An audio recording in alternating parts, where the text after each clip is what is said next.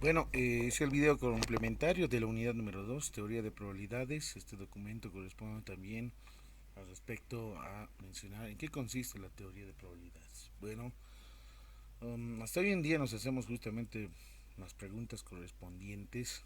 Por ejemplo, ¿cuál sería la probabilidad de aprobar determinada asignatura? ¿Cuál sería la probabilidad de no encontrarme con un corte de vía de una ruta cuando voy a clases o camino a clases? En realidad no sabemos si el día de hoy va a nevar o va a llover o próximamente o pasado mañana. Entonces son muchas cuestiones en relación a esta teoría que corresponde justamente la probabilidad que concierne a la posibilidad de ser o no ser o de que sí evidentemente pueda ocurrir o no pueda ocurrir.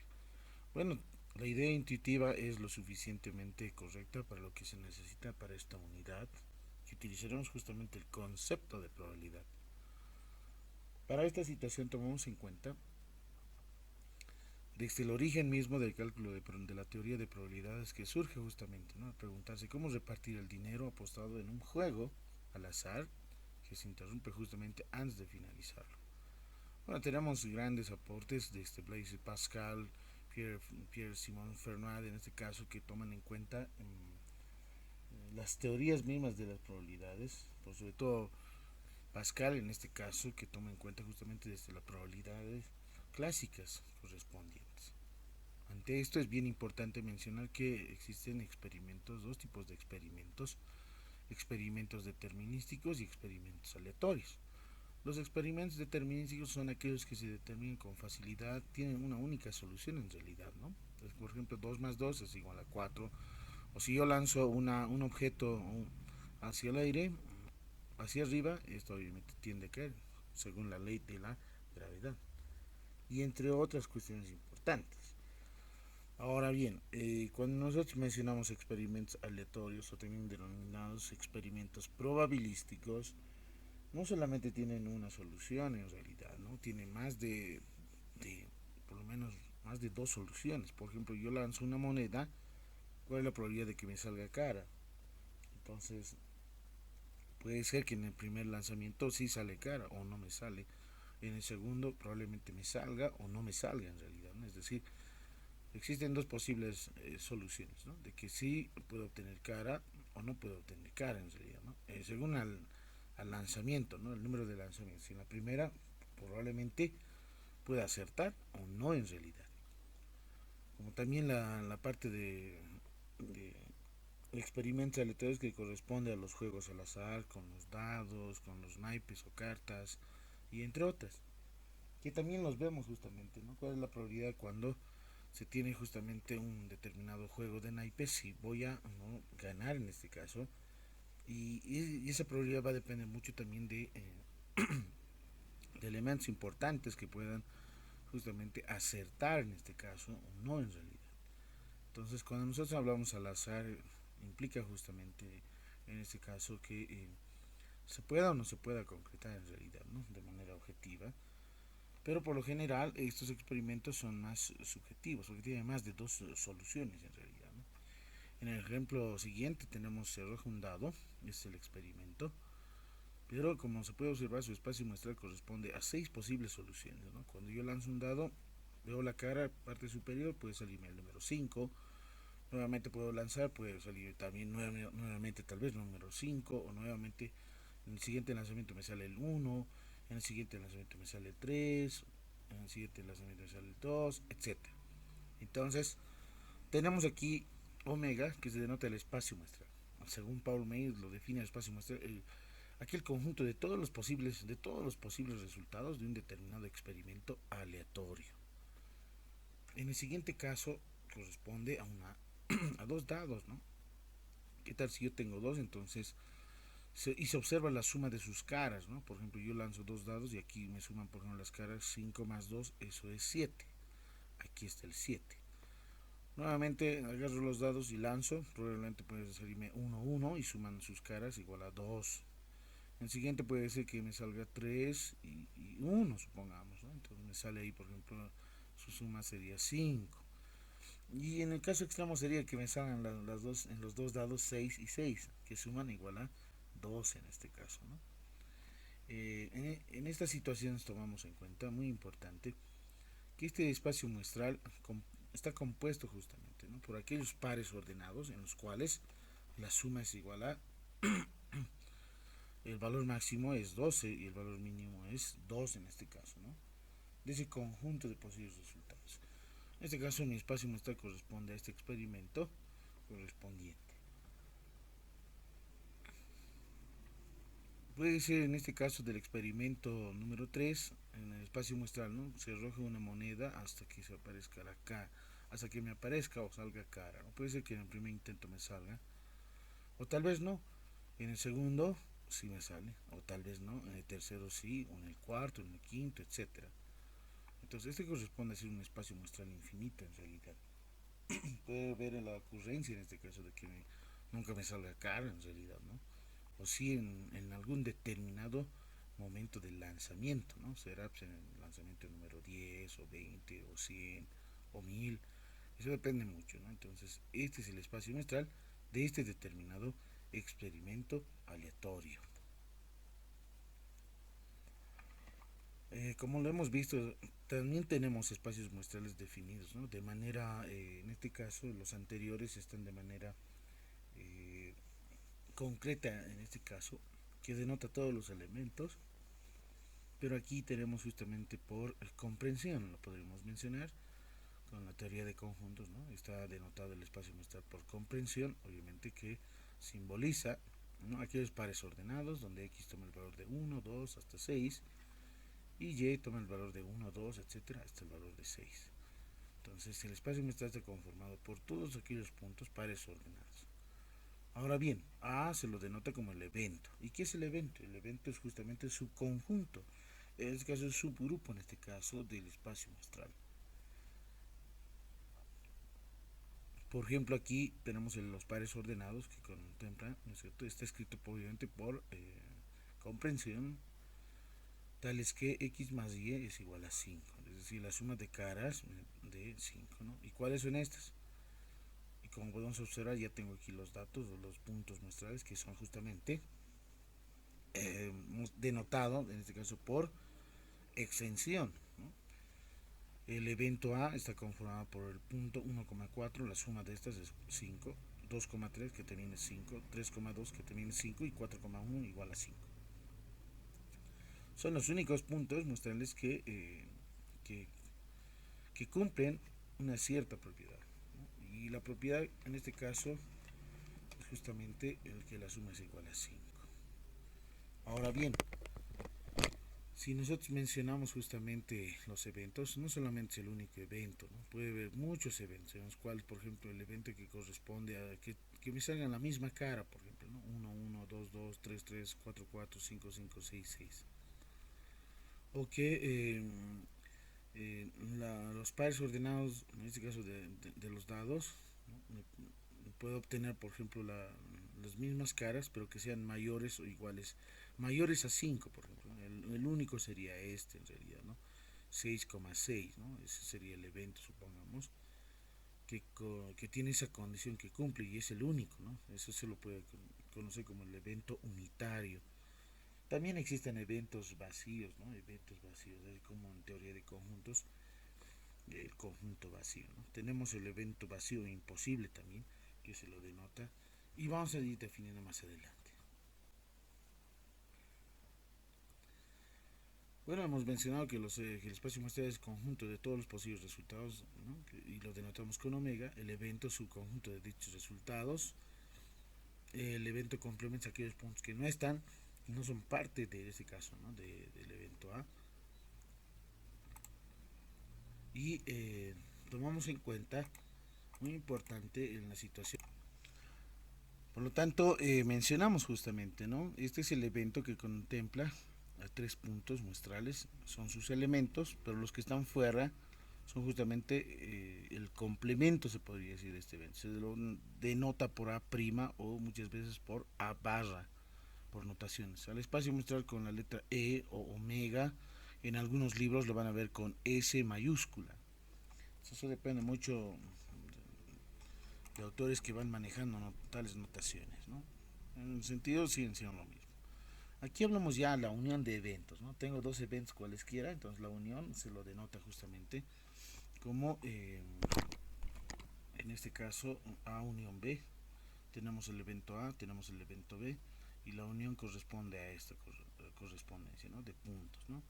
Por ejemplo, el evento A tiene 3 puntos, el evento B tiene 5 puntos, pero hay eventos comunes, ¿no? En la intersección. Entonces, ellos mismos también se toman en cuenta. Entonces aquí, por ejemplo, tenemos cuántos. Tenemos en la unión de eventos, justamente en la unión de eventos se tiene 1, 2, 3, 4, 5 y 6, ¿no? Tenemos 6 en este caso, posibles resultados en este caso. Bien.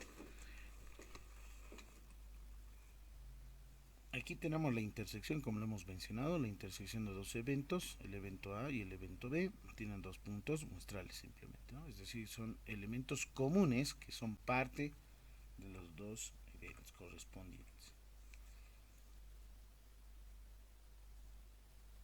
Bueno, vamos a la definición clásica de probabilidad del espacio muestral, en este caso, para cualquier posible, en este caso, la probabilidad de cualquier suceso, también se lo conoce así, punto muestral, siempre es 1 sobre el cardinal, este que se ve como número, se lo conoce como cardinal del espacio muestral. Entonces, si yo tengo un evento cualesquiera, entonces, ¿cómo se determina su probabilidad? Va a ser justamente el cardinal del evento A sobre el cardinal del espacio muestral. ¿Qué es el cardinal de A? El número de resultados favorables, en este caso, respecto al evento ya definido, y el cardinal de omega, el número de resultados posibles. En este caso, tomamos en cuenta de esa forma. Bien, las leyes de la probabilidad. Bien importante tomar en cuenta que existen axiomas, que es una proposición verdadera, evidente, que no requiere ser demostrada, y un teorema.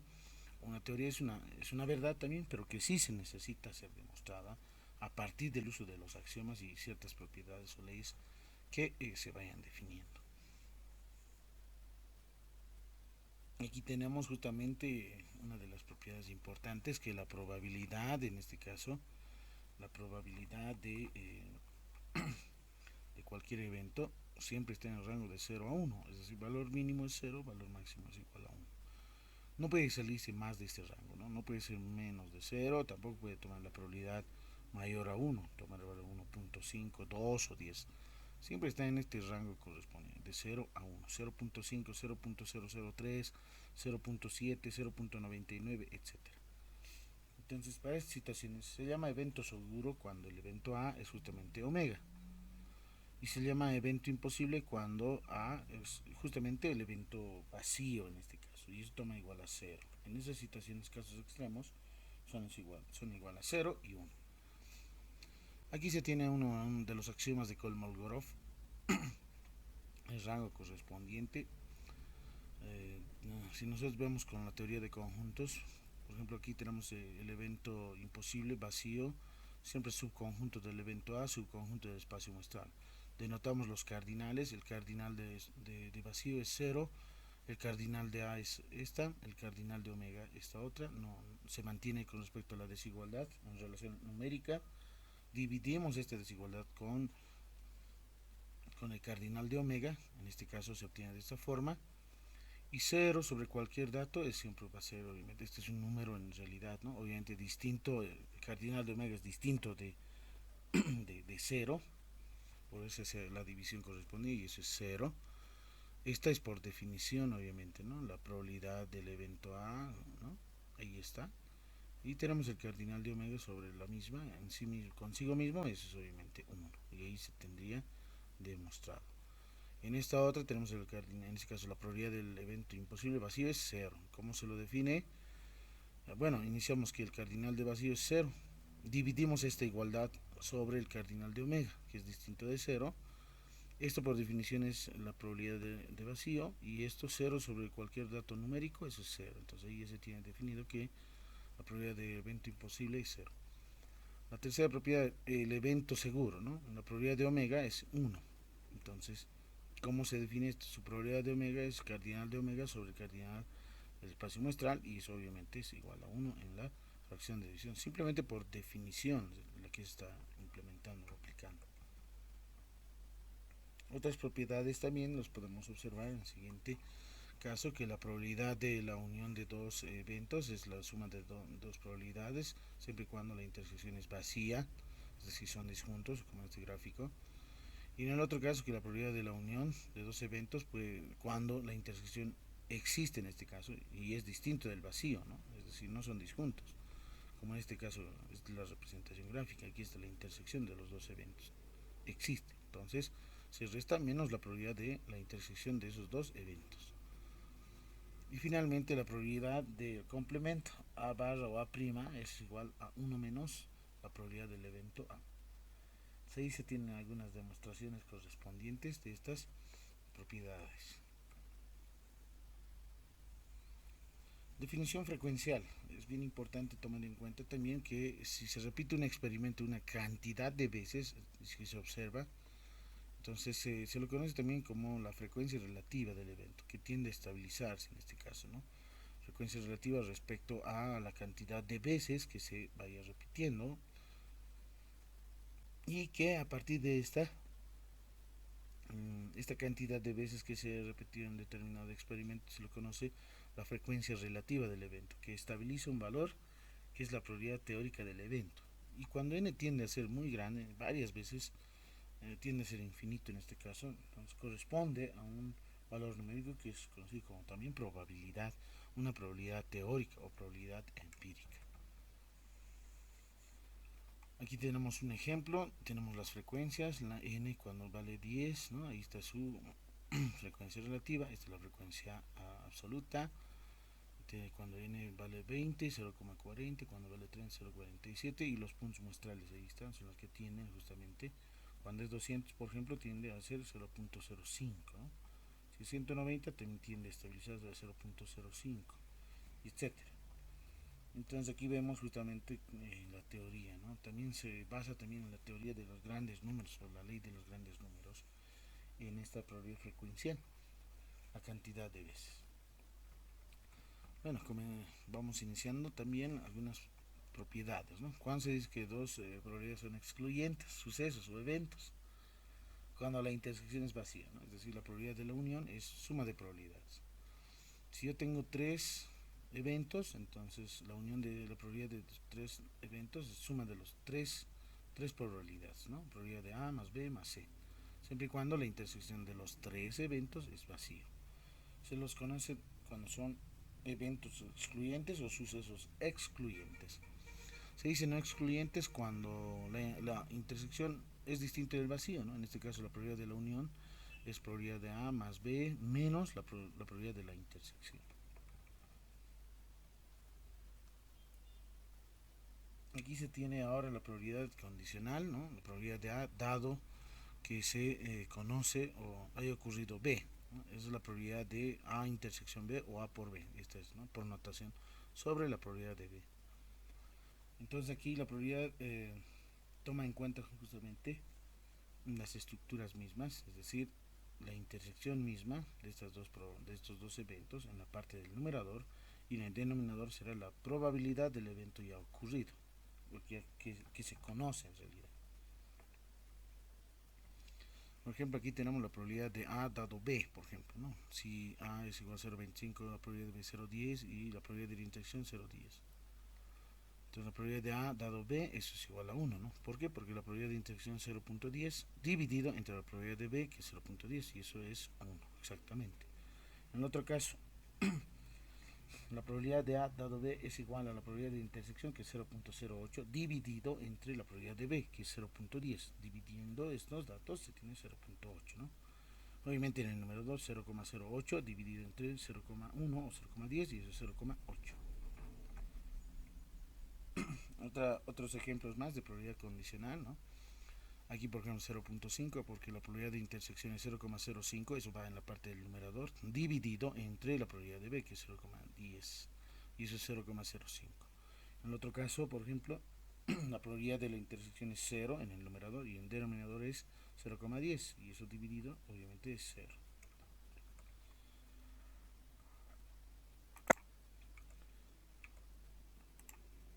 Aquí tenemos dos eventos, se dicen independientes y solamente si la probabilidad condicionada es igual a la probabilidad de A. Dicho de otra forma, A es independiente de B, si solamente si la probabilidad de A intersección B o A por B es igual a la probabilidad de A. por la probabilidad de B. Entonces, en este caso, menciona que esta intersección, probabilidad de A por la probabilidad de B, ahí dando justamente, ¿no?, la simplificación de probabilidades de B, solo obtengo esta relación en realidad, por definición. Aquí tengo un conjunto, una colección de eventos, un sistema exhaustivo y excluyente, no hay intersección, disjuntos, y a partir de eso denotamos un conjunto, en este caso un evento B, que puede ser descompuesto justamente de la siguiente forma, ¿no? B intersección A1, unión, B intersección A sub 2, unión, B intersección A3, unión, B intersección A4. Nos permite descomponer, por ejemplo, el evento B en este sistema, ¿no?, en partes, en este caso, ¿no?, unidas entre sí. Entonces, ¿cómo lo definimos? De la siguiente forma, ¿no? Entonces, estas áreas correspondientes toman en cuenta, ¿no? Su probabilidad va a ser el siguiente, va a ser obviamente sumas. Como eran uniones, sumatoria de probabilidades, obviamente, de las intersecciones, donde cada una de esas áreas son esas probabilidades correspondientes. De esa forma se puede determinar la probabilidad del evento B como suma de probabilidades de las intersecciones de las áreas correspondientes a cada uno de los eventos, ¿no?, en ese sistema exhaustivo y excluyente de eventos. Y se lo conoce como también el teorema de la probabilidad total. Esto obviamente lo podemos descomponer con la probabilidad condicional multiplicada por su probabilidad conocida, ¿no? Esta de la misma forma, la probabilidad condicional con respecto a la probabilidad conocida a sub 2 y así sucesivamente. Aquí se tiene un ejemplo de este tipo de sistema. En una aula se tiene el 70% de estudiantes son mujeres. Entre los varones, ¿cuánto sería? El 30%, 0.3 en realidad, ¿no? Probabilidad de ser varón o hombre en este caso, ¿no? De ellas dice 10% son fumadoras. Entonces el 90% serían no fumadores, ¿no?, de las mujeres. De los varones son fumadores 20%. Entonces existe un 80% de varones que no son fumadores también. Y ahí tenemos justamente, ¿no?, la probabilidad, qué porcentaje de fumadores hay en total. Está hablando de fumadores tanto varones como mujeres. Entonces, la probabilidad de que sea fumador es justamente la probabilidad de que sea fumador y que sea hombre, más la probabilidad de que sea fumador y que sea mujer. Y esto por definición es la probabilidad de que sea fumador dado que es varón por la probabilidad de que sea varón. Esta probabilidad es 0.2, el 20% en realidad, ¿no?, de varones. Aquí está, 20% por 0,3, probabilidad de que sea varón, hombre en este caso, ¿no? 0,3, ya que el 70% son mujeres, el 30% obviamente son varones, esa es su probabilidad. En la siguiente, la probabilidad de que sea fumador dado que es mujer, eso es 0,1, es decir, 10%, como se tienen datos. Y tomamos en cuenta también en este caso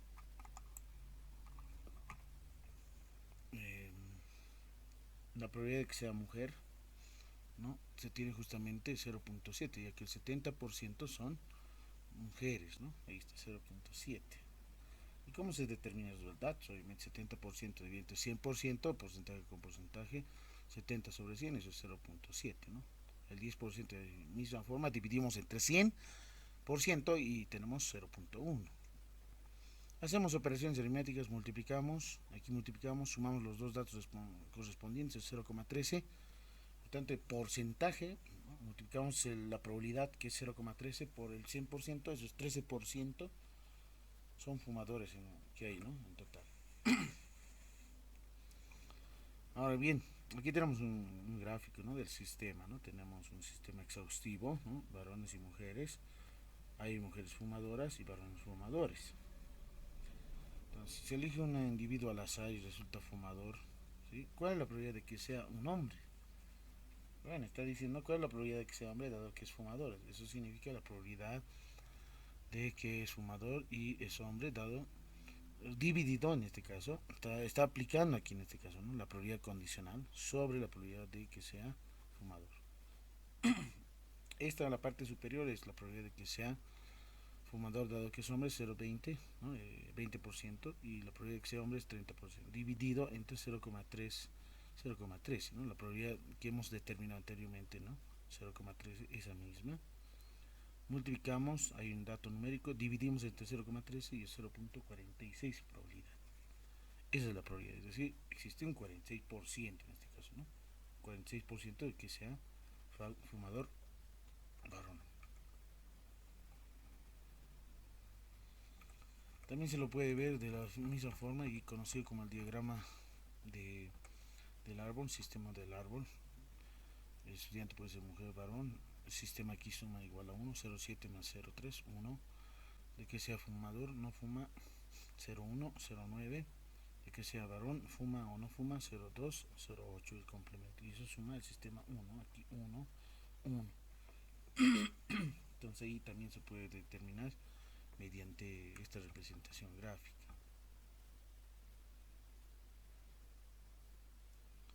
Bueno, prosiguiendo,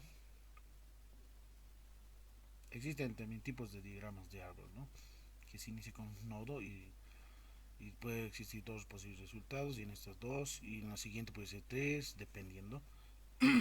Puede ser en este caso con un sistema simplemente único o mixto en este caso, ¿no?, distintos tipos de diagramas de árbol.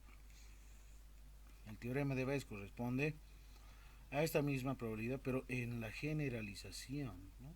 Por ejemplo, la probabilidad de B se puede calcular usando el teorema de probabilidad total, como lo hemos mencionado, con las intersecciones, como también con las probabilidades condicionales con respecto a los productos. En una empresa, por ejemplo, se tiene tres máquinas que produce 50, 30 y 20% del número total de artículos producidos, ¿no? Productos defectuosos en las tres máquinas respectivamente son 3, 4 y 5%. Selecciona un artículo al azar. ¿Cuál es la probabilidad de que el artículo sea defectuoso? Para esto podemos ir trabajando, ¿no?, de la siguiente forma. Tengo las tres máquinas, sus probabilidades correspondientes. Esto también es sistema, vale 1. De que sea defectuoso, no defectuoso, defectuoso, no defectuoso, etcétera. Sus probabilidades corresponden en cada sistema, vale 1. Y los que están remarcados de rojo son los que me interesan, ¿no? Probabilidad de que provenga de la máquina por la probabilidad de que es defectuoso dado que proviene de la máquina 1. Eso es, por ejemplo, 0,5 por 0,03 y es 0,015. En el siguiente, de defectuoso, probabilidad de que es de la máquina 2 es 0,3 por la probabilidad de que sea defectuoso y provenga de la máquina 2. Eso es 0,04. Multiplicado me da 0,012. Finalmente, la probabilidad de que es de la máquina número 3, aquí en la anotación, la máquina 3, por la probabilidad de que sea defectuoso, dado que proviene de la máquina número 3, M sub 3, ¿no? Eso es 0,20, 0,2 por 0,05 y eso es 0,01. Sumamos las tres probabilidades. Ahí está, ¿no? Esa es la probabilidad de que sea defectuoso, ¿no? 0,015 más 0,012 más 0,01 y eso es 0,037. Ahora, otra forma es definiendo el evento de que sea artículo defectuoso. Tengo las probabilidades de cada una de las máquinas, como también sus probabilidades condicionales. Y la probabilidad de que sea defectuoso es la probabilidad condicional respecto a la probabilidad que ya se conoce, ¿sí? Y ahí de la misma forma, ¿no?, las mismas operaciones correspondientes, obtenemos 0,037. Es decir, que existe el 3,7% de los artículos son defectuosos, ¿no?, las que generan las tres máquinas. Bien, ahí ya justamente terminamos esta parte. Muchas gracias por su atención y nos vemos hasta otro momento en la siguiente sesión.